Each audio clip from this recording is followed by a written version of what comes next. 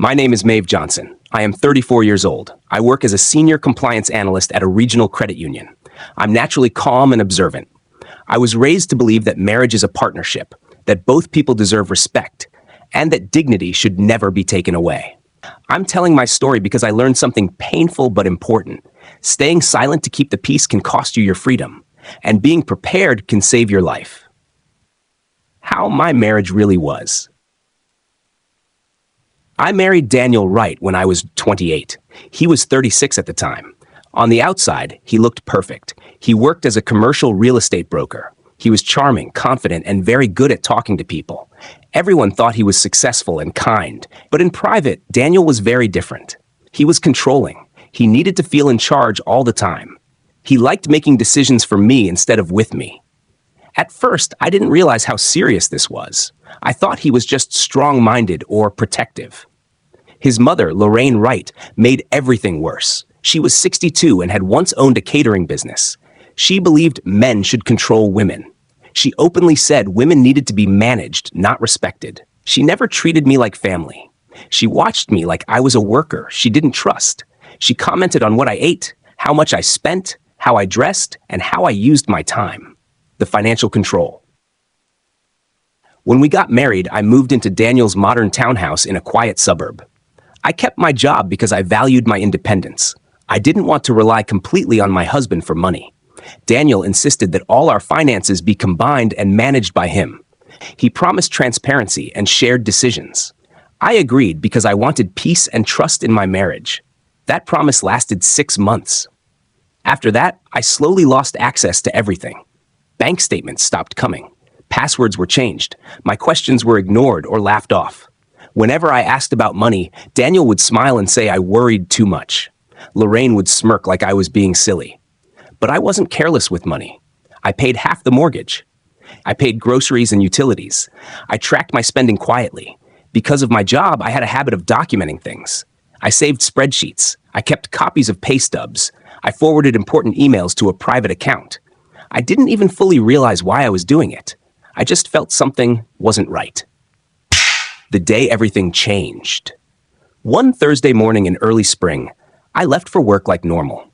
Daniel was home, which was unusual. Lorraine was sitting at the kitchen island scrolling her phone. I said goodbye. Neither of them looked up. Around noon, my phone started buzzing nonstop. Declined transaction alerts. My lunch order. Declined. The pharmacy. Declined. Gas station. Declined. I logged into my banking app. Every shared card showed red warning notices. I called Daniel from my office. He answered laughing. He told me he had canceled all my cards. He said I needed to learn discipline. He said if I wanted anything, I would have to ask him first. I heard Lorraine in the background laughing softly. Then he hung up. My reaction. I sat at my desk, completely still. I didn't cry. I didn't scream. I felt cold inside. Betrayal feels metallic and heavy.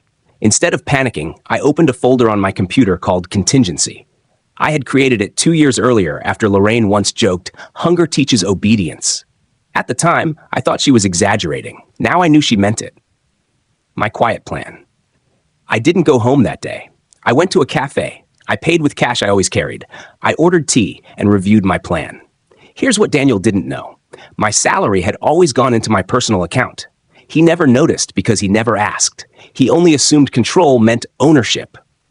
Also, my job involved auditing fraud and financial controls. I understood how money trails worked. I understood how banks respond to red flags. And I knew Daniel's finances were fragile.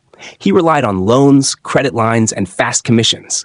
Everything he had depended on perfect credit and steady cash flow.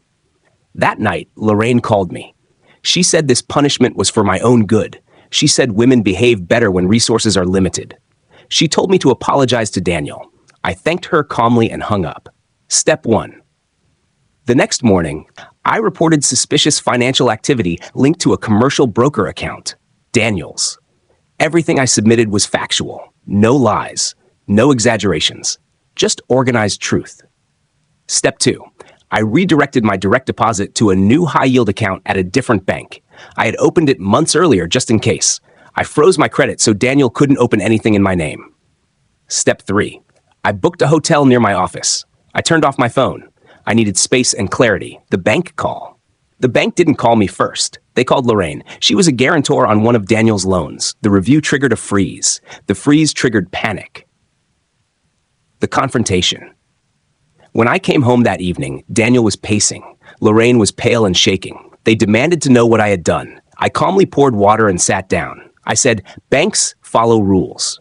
Transparency matters. Control is not security. The consequences. Daniel's account stayed frozen. Deals collapsed. Partners backed away. Lorraine had to sell her vacation property. The woman who once preached obedience now begged for patience. My support system. My sister Alana stayed with me often. My coworker Marcus offered professional advice. My lawyer Ruth guided me carefully. I filed for separation. Daniel tried apologies, then threats, then bargaining. I documented everything. The final moment.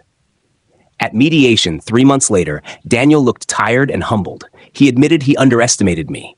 I told him that was the point. I walked away with my dignity, my assets, and my freedom. My life. Now I live in a smaller apartment full of light. I manage my own money. I mentor young women about financial independence. I love again slowly and carefully. What I learned. Love does not require permission. Support does not come from control. Hunger should never be used as power. Preparation saved me. Silence almost destroyed me. If you'd like, I can next shorten this for YouTube narration, turn it into a script, make it even more conversational, rewrite it in 1,000 or 1,500 words, adapt it for a book chapter. Just tell me what style you want.